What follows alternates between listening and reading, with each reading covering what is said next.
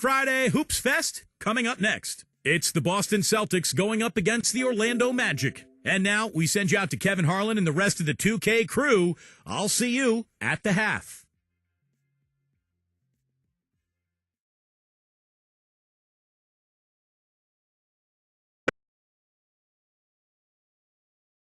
And ready to get it going, we see the Magic.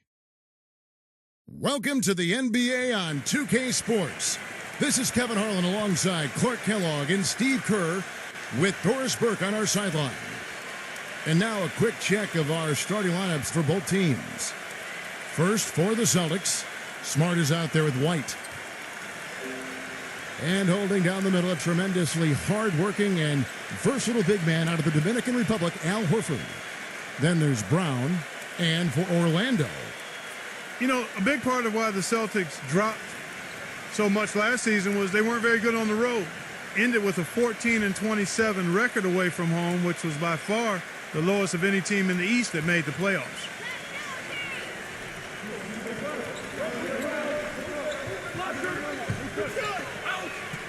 The dish to Smart. And he's good on the three ball. Smart's got his first bucket of the game, and he's on the board for three. And as you said, Clark, rarely can you win just over a third of your road games like the Celtics did and expect to make the playoffs. And had they played closer to 500 on the road, you know, Steve, there's a good chance they could have ended up as the fifth or the fourth seed. Well, and in the Celtics case, it wasn't their defense, Kevin. It was their offense that betrayed them when they went out onto the road. They just couldn't win the close games. And some of it was just age and injury. But so many of those road losses from last year, it just came back to haunt them, and that's why they ended up with that 7 seed. Boy, where was the box out? Too easy on that second chance opportunity. Yeah, no box out is what happened there. Those kind of mistakes on the glass will kill a team. And so here's Orlando. Got freed up. Nice work off the pick. 5 points in the game. That was an outstanding pick that gave him the room to bury the jump shot. Underrated, but not undervalued. You know, I don't get caught up in whether Horford is a power forward or center. All I know is he can ball, and his skill set allows him to be productive and consistent. You know, it wouldn't be a bad idea to put an extra body on him, get some help when he barrels his way in close. He's such a good finisher. He needs more than one guy to defend him. And Orlando has possession.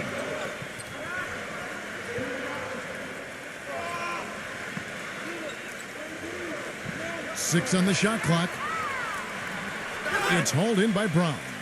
And Horford, a great combination of skill, Steve, and toughness. Kevin, he's one of my favorite players in the league. Just such a high skill level, but tough. He rebounds, he defends well. He can guard either the power forward or center position. And a winner. Remember, he won 2 NCAA championships at Florida. And the call will be against Al Horford. That is his first foul of the game.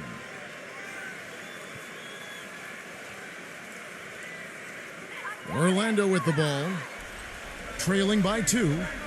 And now Doris Burke has an update from the sidelines. Kevin, here's what the Celtics head coach had to say when we spoke just a few minutes ago. Dictating the pace and making sure that pace is up-tempo is what he's hoping they can do in this one. He said, we're fast, we know it, and we're going to make sure they know it too. Great. Thanks for the report, Doris. Now here's White.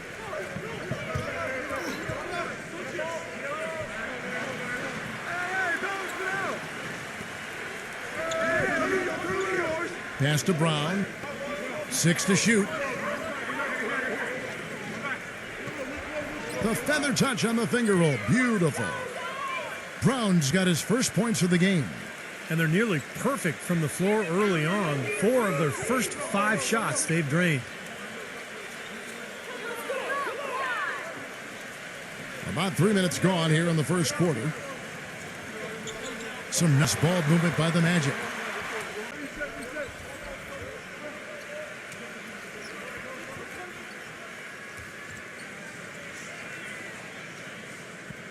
Five to shoot. Number 5 takes the elbow jumper and trains it. You start hitting a few of those mid-range shots, and it can open up your whole game.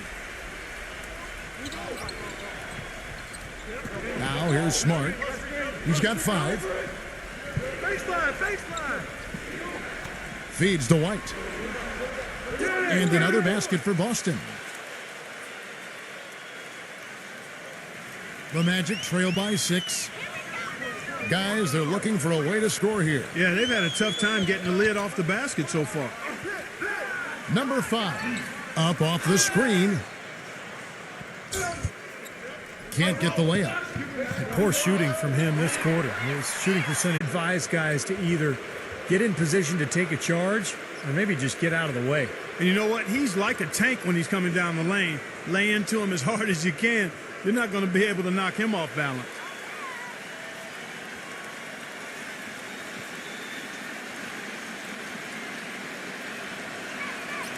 That free throw good from Brown. Boy, it was a tough year for the Magic last season. They found no salvation here in Orlando either. They were dreadful at home and had the fewest home court wins of any team in the league. Tough pill for the fans there to swallow.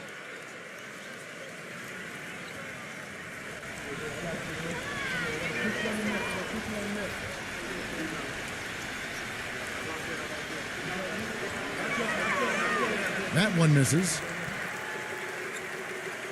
The Magic trail by 7. Set it up. Come to me, come to me. Number 5, guarded by Horford. The Magic again can't hit. And that home record of the Magic's that you mentioned, Clark, a paltry 12-29. So, Steve, that being said, a big part of why they ended with the fewest wins in the entire league. Why?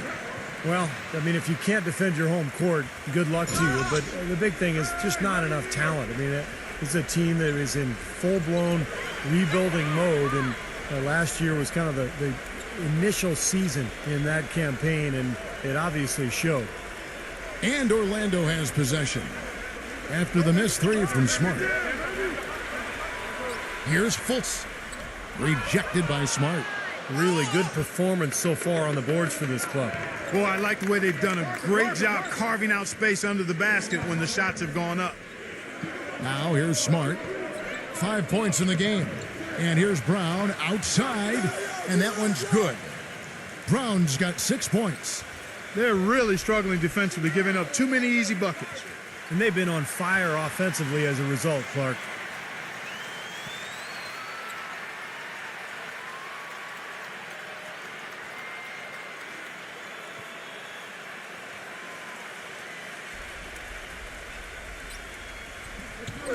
And Carter backs in, tries to snap the cold streak, and the bucket counts, and he's on his way to the free throw line. Try to make it a 3-point play. And how did he get that to go? Even after the whistle, I liked the awareness, the alertness, and the presence of mind to finish the play. Clearly, Orlando was a team in transition last year. They had a group of younger, inexperienced players, and many times when that's the case, you'll get off to slow starts in games, and that certainly proved to be true for the Magic. Well, Clark, you mentioned that the Magic were at the very bottom of the league when it came to scoring in the first quarter of games. Steve, you got to get better as the game went on, obviously, but you can't start every game in a hole down like they did and expect to do well. Well, we just go back to the roster, and that explains everything. I mean, you look at who they had, the lack of a go-to scorer out of the gates, and that explains the slow starts. So this is really all about continuing to build the roster and try to put together some talent. And Orlando has possession after the made shot from Smart. Carter, the pass to Wagner. Clock at 6. Relaford knocks down the 3-ball. He's got 8. I'm not sure that was the play they had set up, but it was too good a look to pass up. Boston leading by 6. Smart dishes to Brown. He kicks to Smart. Back to Brown. That one wide left. You have to get a hand into his face because that's his range right there. The pass to Wagner. Lets it go with a 3. It's hauled in by Brown. For Boston, they've gone 8 of 11 in the first quarter. They'll take that percentage any night.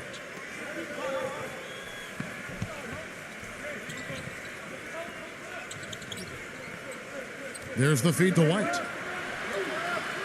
And it's off from 3-point range. Puts up a 3. but they'll get another chance. Picked away. Smart with the ball. 7 points in the game. Blocked. Pass to Wagner. The layup off target. I thought he rushed it a little bit, guys, because he had a clean look, just lost his focus.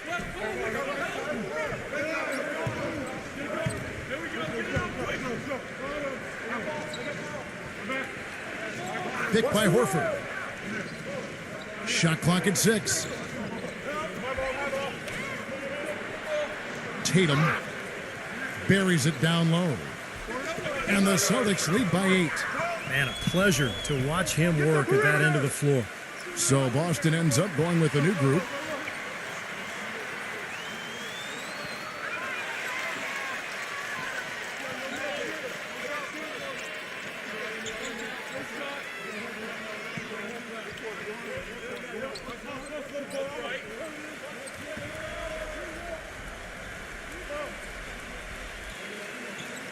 Here's Hampton. The shot will not go. Boy, I tell you what, guys, he's an extremely strong finisher. I'm surprised he wasn't able to power that through the defense. Brogdon, defended by Hampton.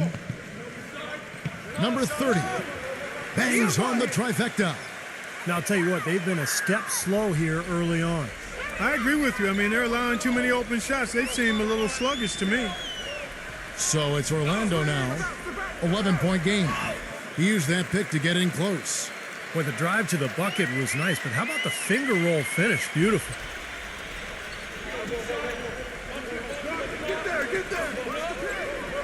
Doubled by Hampton.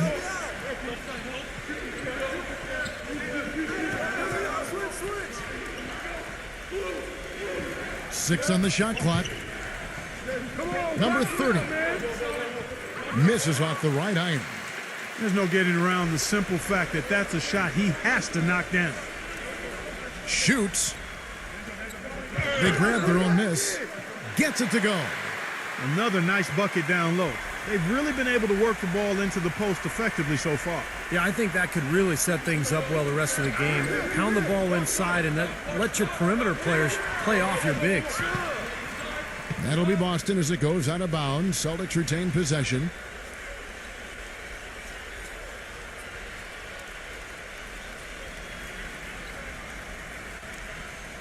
Here's Williams. He's been patient so far. Nothing yet on the scoreboard. Fires from deep. And that one's good. And that's another assist for a team that is putting on a clinic on how to share the ball. I just love the mentality they've had. If a shot isn't there, they're not forcing anything. They're moving it side to side and working to get a good shot. Orlando with the ball. After the three-pointer from Williams, Ross. The finger roll finish at the bucket. Brought back the finger roll. That's a nice finesse move to pull off with the defense all over it. Boston leading by 8. Kicks to Griffin. Number 30. That three off the mark. Well, Orlando shooting in this first quarter around 38%. They're looking a bit creaky out there.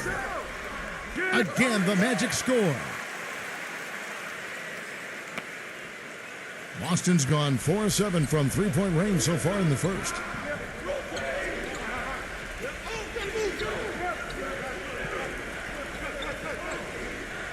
Richard, defended by Hampton.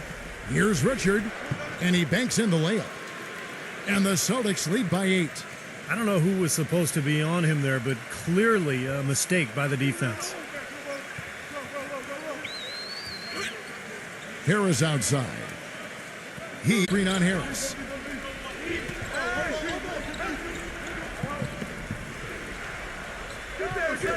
He dishes it to Griffin. Backs him down. Number 30. The wing jumper off target. Passes it to Hampton. 2 on the clock. And he lays it up and in. Now just a 4-point Boston lead. And that concludes the first quarter of play. Celtics lead by 4. 2K Sports, back in a moment from the Amway Center.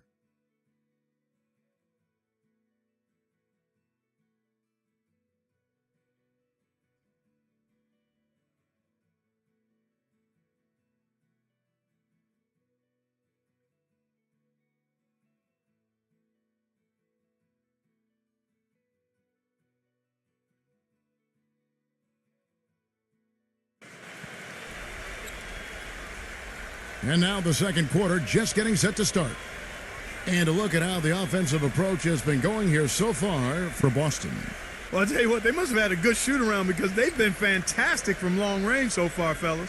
And the other thing we're seeing is great ball movement. We're seeing a lot of good offensive execution, ball movement, player movement, setting up assists. Let's go to our sideline reporter, Doris Burke. Doris, what do you have? Gentlemen, you hear murmurs that some in the NBA fraternity consider Blake Griffin a little too nice. Their feeling is that if you get physical with him, you can take him out of his game. It's surprising considering his size and strength. Blake said, "I've never really worried about being called soft. If anybody wants to step up and take that challenge, I'm more than happy, off the court, because I don't want to get suspended. And guys, he's too valuable to this team to miss games. But some feel he has to retaliate to let opponents know he means business." That animosity can stick around, Doris. Tough thing. Thank you. Boston with the ball. After the miss from Hampton. Brogdon, defended by Ross. And the pass to Davidson. From outside, off the mark. The Magic trail by 4. You know, you think of what a typical Eastern Conference team plays like, and you often think of the Celtics. I mean, they like to slow it up. They'll play hard D, and